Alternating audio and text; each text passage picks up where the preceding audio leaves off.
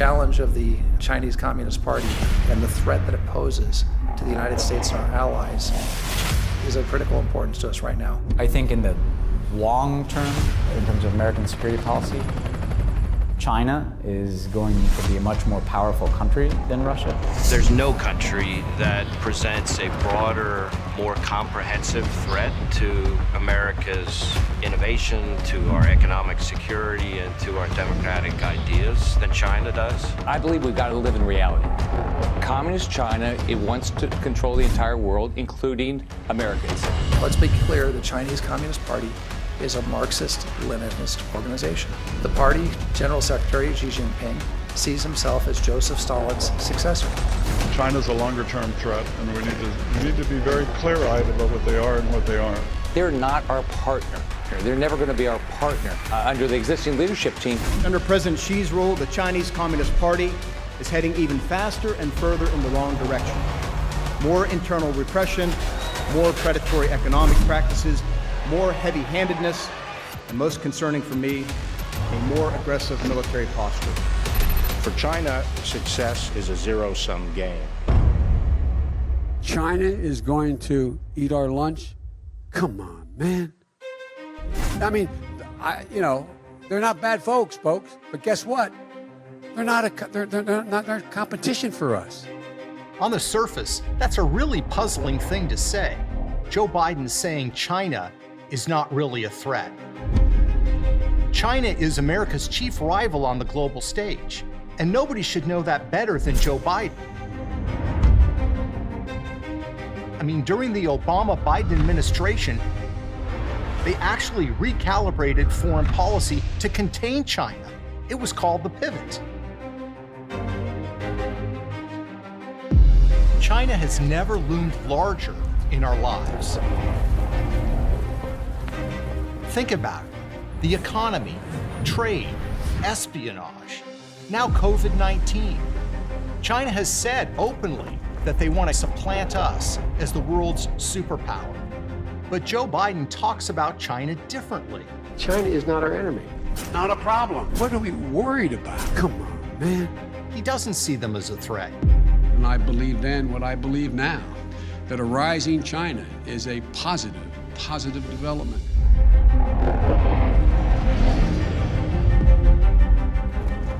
He welcomes their rise as a global power. Why exactly? Perhaps it's personal. Perhaps it's about his family. Perhaps it's about the money.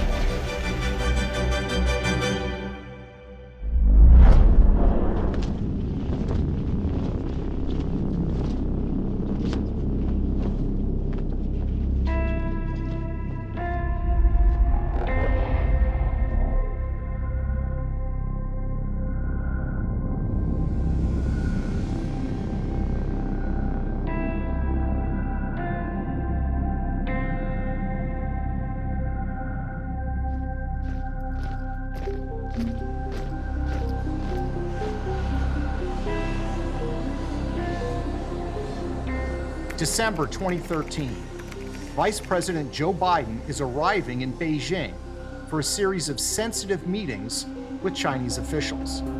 The Chinese give him the red carpet treatment, literally. But also along for the trip, Joe Biden's son, Hunter Biden. During the visit, Joe Biden meets with Chinese Vice Premier Li and with President Xi.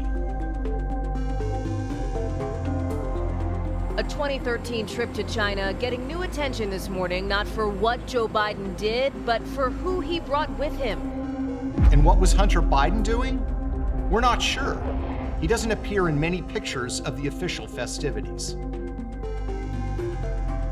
But what we do know is this. 10 days after father and son returned to the United States, Hunter Biden's small investment firm announced a $1 billion private equity deal with the Chinese government. And where did the capital come from for this deal? From the Chinese government itself.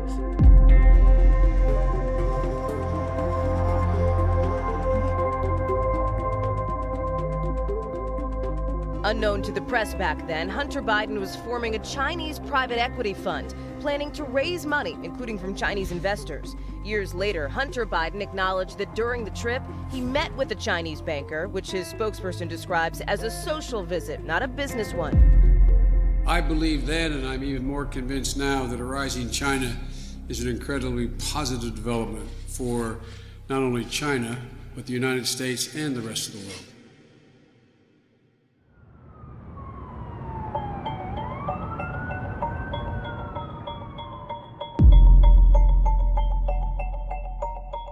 Hunter's small firm got a deal that no one else had in China.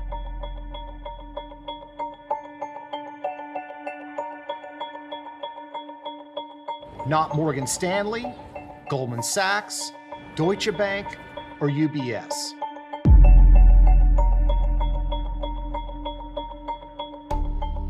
And are you vulnerable on this issue at all because of your son's business dealings in China? No, I don't believe so at all. My son's business dealings were not anything with everybody that he's talking about, not even remotely number one.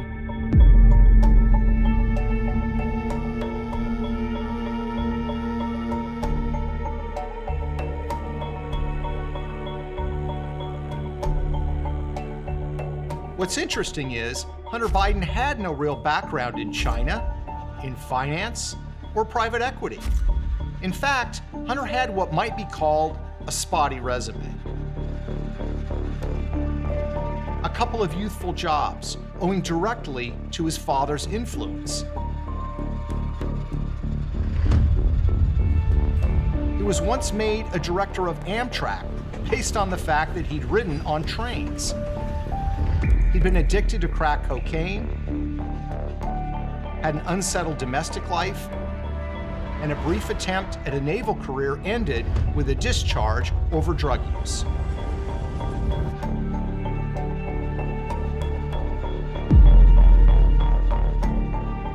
So why did the Chinese pick him?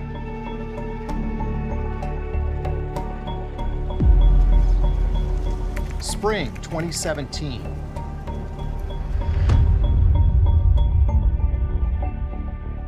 Patrick Ho, a Chinese businessman, was arrested by the FBI on bribery charges.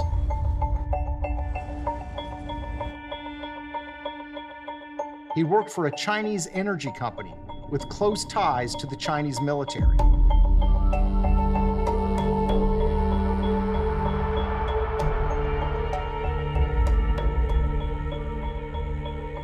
While in FBI custody, Ho made 2 phone calls. One of those, strangely, is to James Biden, Joe Biden's brother. Why did this man call the brother of the vice president? He was looking for Hunter.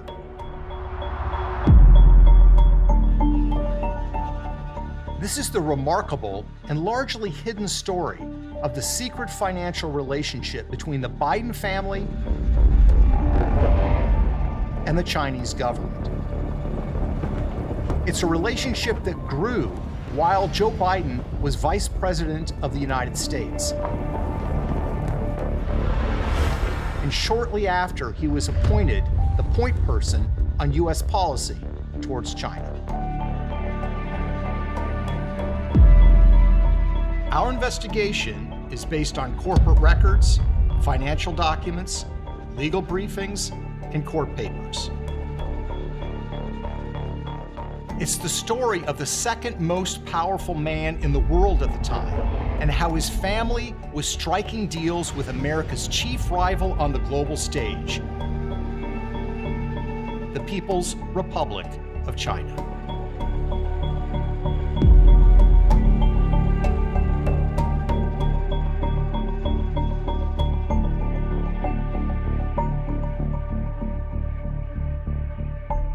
And it's a story that has been largely never told. A rising China is a positive development, not only for the people of China, but for the United States and the world as a whole.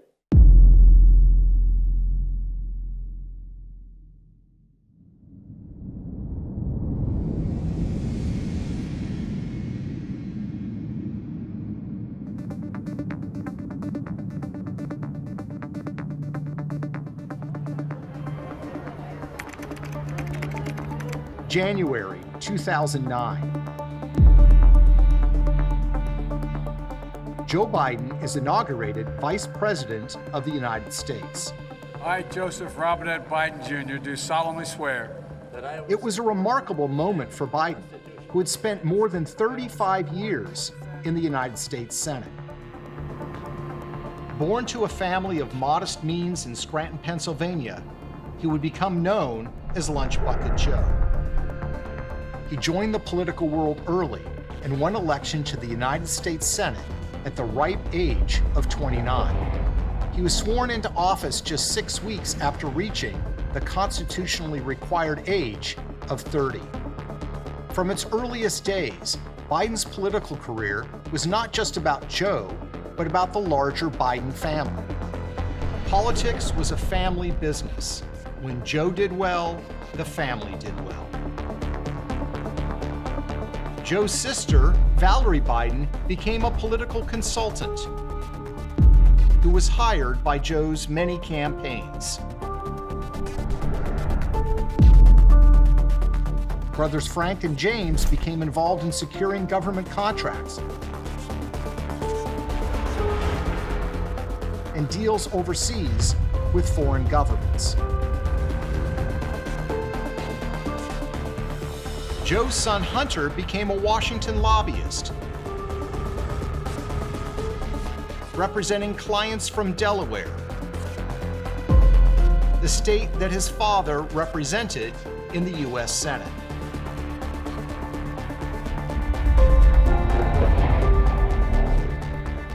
When Joe Biden was elevated to the vice presidency, the family's ambitions grew accordingly. Now the world was a business opportunity, and the Biden family was looking for deals, including with foreign governments. Just months after Joe Biden was inaugurated vice president, his son Hunter Biden formed a company called Rosemont Seneca Partners.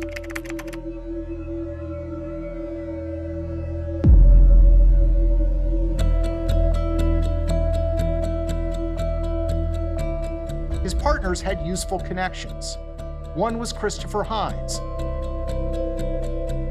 the stepson of Senator John Kerry, a powerful U.S. senator who would later become Secretary of State. The other partner was Devin Archer, a friend of Hines.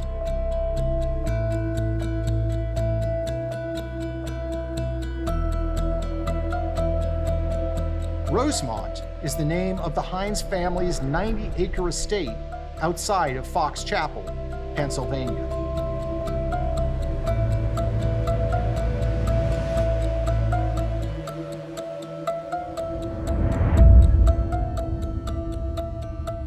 Rosemont Seneca, the new investment firm, opened an office in Georgetown, just 2 miles from the White House.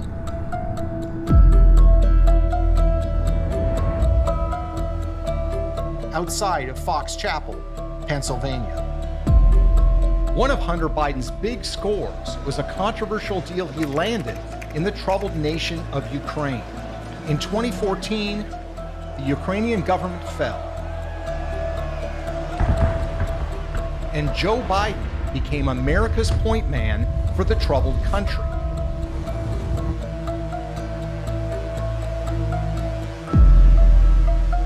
Weeks later, Hunter Biden was hired by a corrupt Ukrainian energy company called Burisma, which paid Hunter at a rate of $1 million a year. This despite the fact that he had no experience in energy or in Ukraine.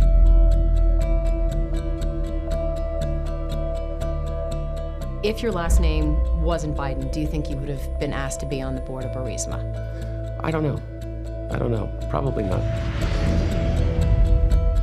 Hunter landed on the Burisma board, as did his partner, Devin Archer. Hunter's ventures in Ukraine would later pose troubling questions of conflict of interest for his father, Joe. I will support and defend. Rosemont was landing deals around the world. But the big prize was China, with its booming economy and staggering growth. It's also an economy where relationships are key, especially with the Chinese government.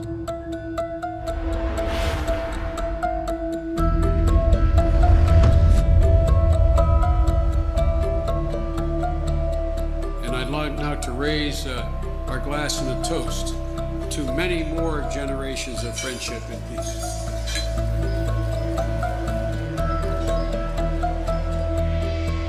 Hunter Biden began meeting with Chinese government officials at the highest levels of power.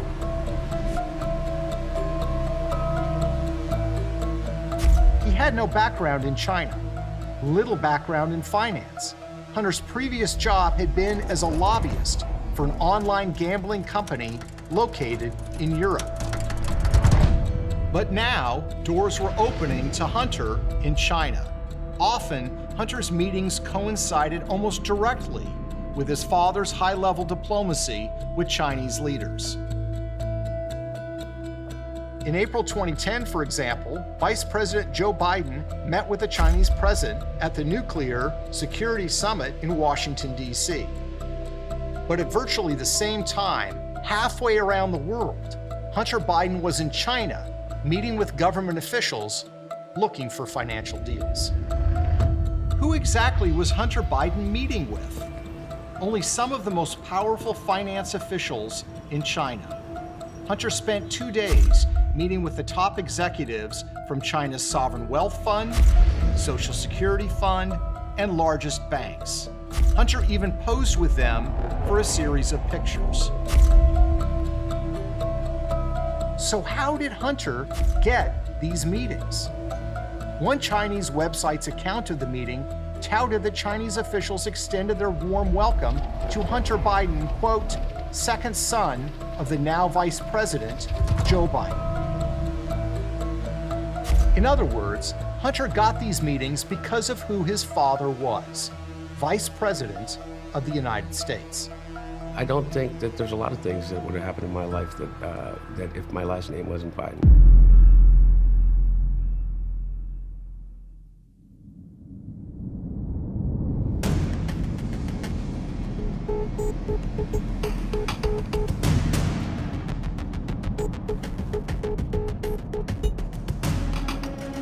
Vice President Joe Biden, with one eye towards a possible 2016 bid, is getting the chance to flex his international muscle power in Asia. That brings us back to 2013, when Joe Biden arrived in Beijing with a full agenda. Among the highly sensitive issues to press with his hosts, Chinese cyber attacks, the theft of American intellectual property, trade issues, national security, China's claims over the South China Sea. Hunter Biden was also on board. He joined his father the next morning for a meeting with the U.S.-China Business Council, and then Joe Biden was off to a meeting with Vice President Li. Just where Hunter Biden spent the rest of his time on the trip remains largely a mystery. But we do know this: Hunter later admitted that he introduced his father to a Chinese official on this trip who was involved with Hunter's budding business ventures. And we know that 10 days after the trip, Hunter's $1 billion deal with the Chinese government was finalized. Hunter and his Chinese partners established a private investment fund they would call Bohai Harvest.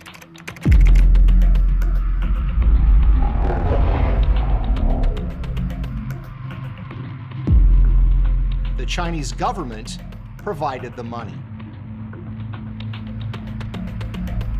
Hunter was given a seat on the Bohai Harvest board of directors and a 10% equity stake in the new company.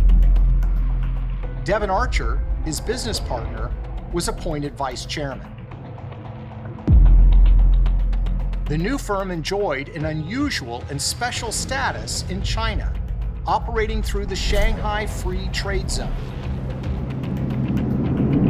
No other investment fund in the world had a deal like Biden's firm. Not UBS, not Goldman Sachs, not Morgan Stanley, no one. In short, the son of the Vice President of the United States, with little investment experience, no experience in China, got a deal in the People's Republic of China that no one else had. And he got that deal shortly after his father was appointed point person on U.S. policy towards China. But this isn't just another story about a politician's kid getting rich. Hunter's new firm, Bohai Harvest, began making investment deals around the world that would serve the strategic interests of the Chinese government.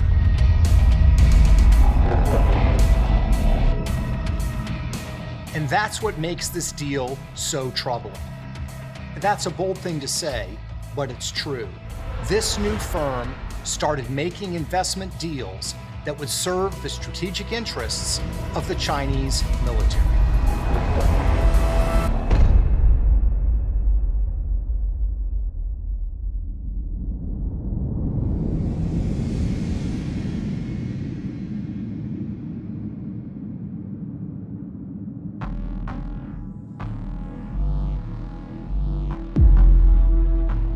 In 2015, Hunter Biden's Bohai Harvest joined forces with the Chinese military contractor AVIC to buy American parts manufacturer RezNG.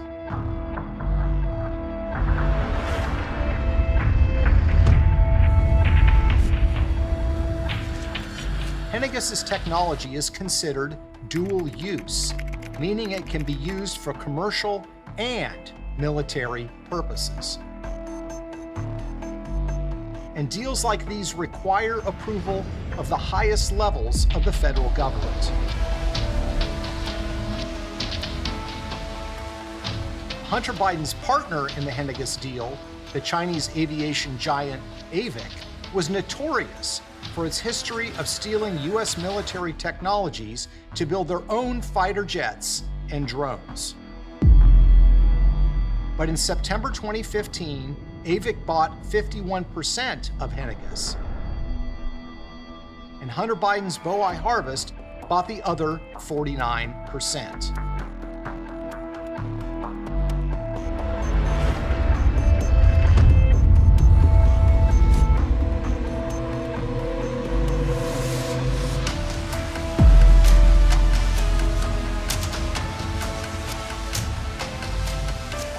And yes, the Obama administration did indeed approve it. Hunter's firm, Bohai Harvest, also invested in military surveillance technology that the Chinese government would use to monitor and control the population in their own country. The company was called Face++. There are a number of American investors that also stand to profit from this mass surveillance that are also invested in Face++, one of whom is Hunter Biden, the son of former Vice President Joe Biden. Bohai Harvest also helped China in its competition with the United States over so-called rare earth minerals. A Chinese government-run firm called China Molybdenum produces rare earth minerals around the world, competing with Western firms for mining access. And the company does not hide the fact that its work has direct military applications. The company's 2015 annual report, for example, declares that molybdenum is used to produce sensitive military technologies.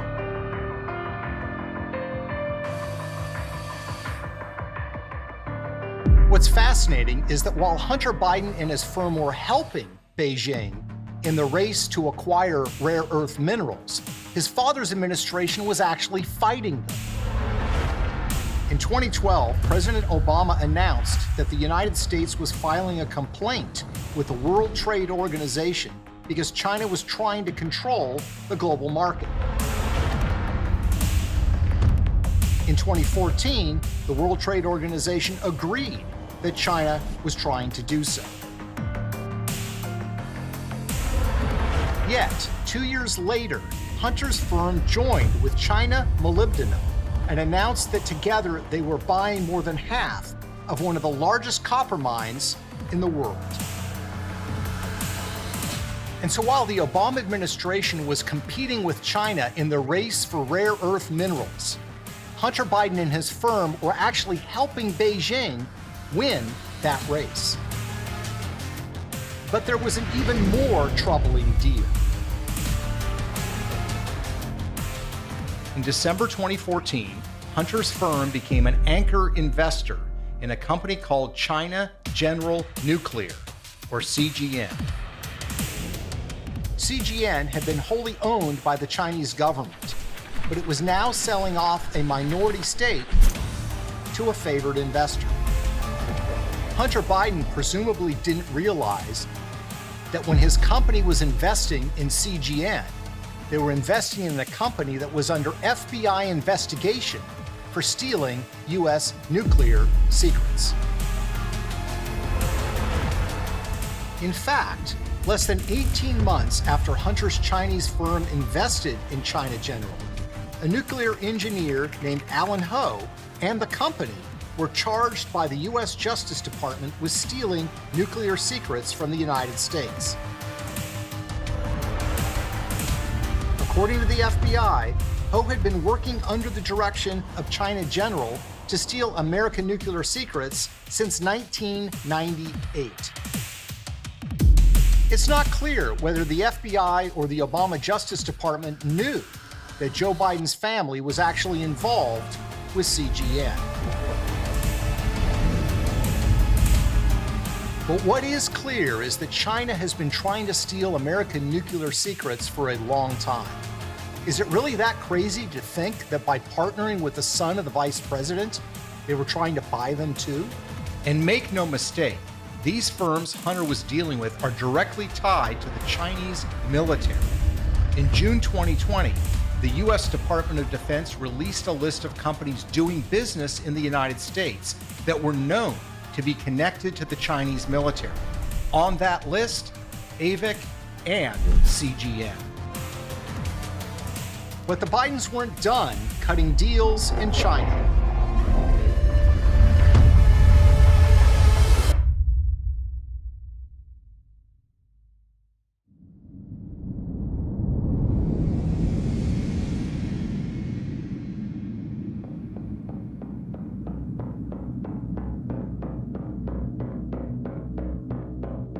Joe doing diplomacy with the Chinese government, and Hunter kept finding himself in the middle of more business acquisitions, also with the Chinese government.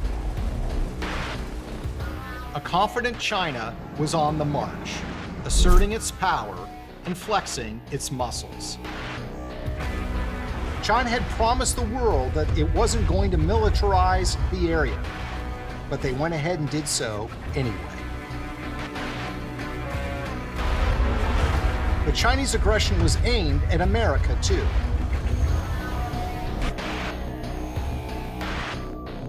China's military has attacked major U.S. companies in a computer war that kills American jobs. More than 21 million Americans had personal information stolen from government files in a data breach that was 6 times as large as originally disclosed.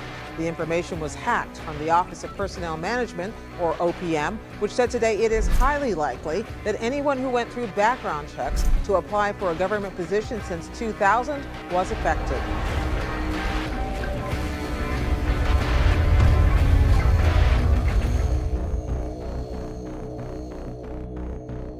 Think about that.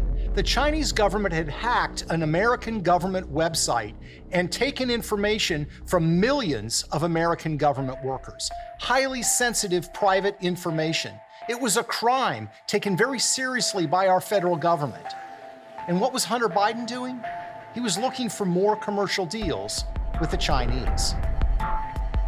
Another one of Hunter Biden's businesses was called Rosemont Realty.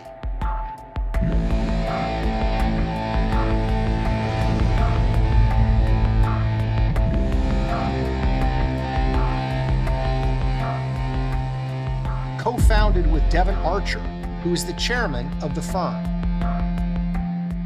Just like his investment firm, Hunter Biden had no background in commercial real estate. But that didn't stop him from getting a seat at some of the biggest tables around the world. Who was Rosemont Realty negotiating with? That would be a company called Gemini, a former subsidiary of a Chinese state-owned company with close ties to the Chinese military. Rosemont Realty certainly played up the Biden connection in the material they provided to possible investors. In a company prospectus from Rosemont marked confidential, they noted that it was a key consideration that Hunter Biden, son of Vice President Biden, is on the advisory board. In August 2015, an eye-popping multi-billion-dollar deal was announced. The Chinese company Gemini was buying a 75% stake in Hunter Biden's company, Rosemont. So who exactly is this second Chinese business partner of the Biden family? Gemini's parent company, Sino-Ocean Land, is actually run out of the headquarters of the China Overseas Shipping Company, COSCO, which is called the fifth arm of the Chinese Navy. So you have two big deals between the Biden family and the Chinese government or Chinese government-linked firms in the years following Joe Biden's appointment as the point person on U.S. policy towards China. But there was still more business to be done. Hunter and his business partner, Devon Archer, began working with yet another firm, this one called Burnham Asset Management. Out of an office in New York City, they worked to line up more deals with Chinese companies, many of them mysterious and with murky ties to the Chinese government. One of the companies was called Kirin Global Enterprise Limited, a mysterious investment vehicle run by Larry Li and Guo Jinfeng. Very little is known about Kirin other than the fact that they invest heavily in mainland Chinese infrastructure. Another Chinese firm the Bidens wanted to partner with is called Harvest Global Investments.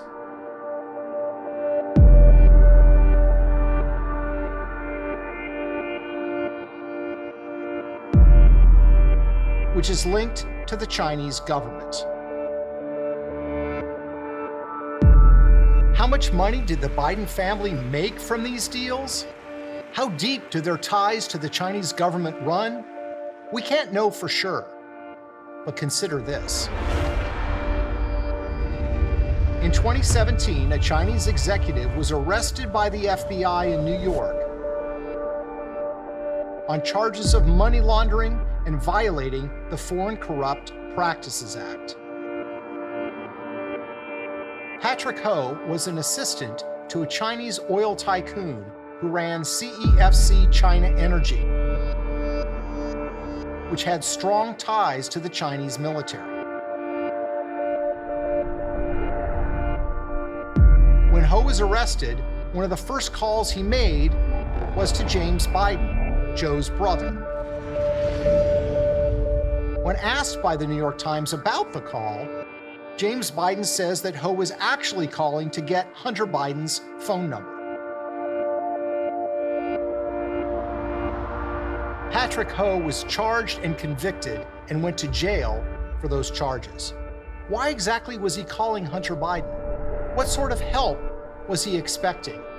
We don't know the answers to those questions. But what we do know is that the Bidens have cultivated very close relationships with members of the Chinese elite, and some of those relationships would be very hard to defend.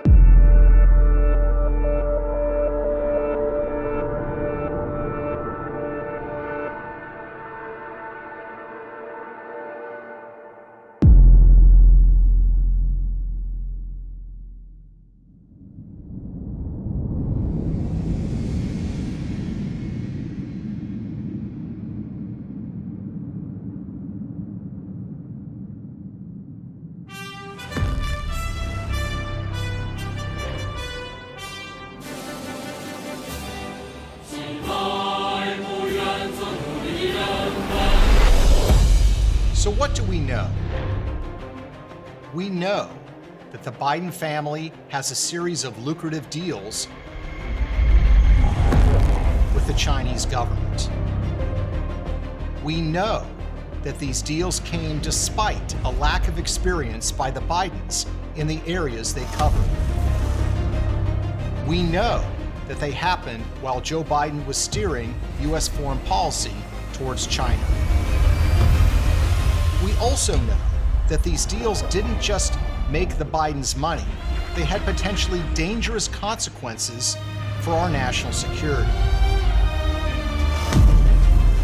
We know that Hunter Biden's firm, backed by the Chinese government, invested in a company that was actively stealing nuclear secrets from the United States. We know that China has been consistent in their efforts to acquire U.S. technology, and that their spies have been caught trying to steal our military technology. We know that Hunter Biden's firm bought a company that provides dual-use technologies for the Chinese military. We know that global powers have tried to stop China from monopolizing the world's mineral resources. And we know that Hunter Biden's firm bought a company that actually helped China in its competition with the United States for mineral resources. And we also know this, that Biden investment firm that helped China gain access to dual-use technology, that invested in Chinese surveillance technology and helped China in its quest to control the world's strategic metals? Hunter Biden was forced by political pressure to resign from that firm's board of directors in late 2019. But Hunter quietly maintains an ownership stake in the firm, a stake worth millions of dollars, and stands to be worth even more as its China partnership prospers. Why did you leave the board in April? It's a 5-year term. And you chose not to? I chose not to. Yeah. Why? I think it's pretty obvious why. So why does this matter? Because we need to know who our leaders are doing business with. Who is making them wealthy? Who might they be beholden to? It's the oldest story in politics. We need to follow the money. A rising China is awash in money. The money trail stretches all across the globe. And some of those trails lead straight to one of America's most prominent political families, headed by a man who calls himself Lunch Bucket Joe.